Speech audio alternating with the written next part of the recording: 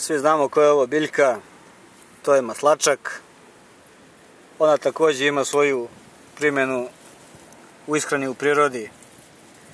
Dobro, sada je jesen, mada može se naći ponekad i u jesen ili u zimu neki mladi listovi. Inače, korisni deo biljke su listovi koje možemo koristiti za salatu.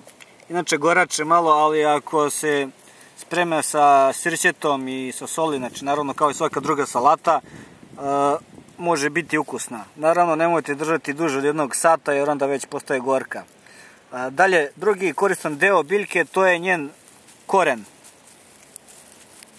Pokušat ćemo ovako da iščupamo, nisam uzeo štap za kopanje. On se prelomi, ali evo o čemu se radi.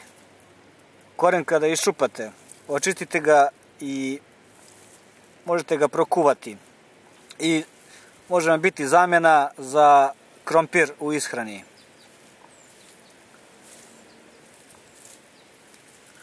Tako da je i maslačak koristan u ishrani u prirodi.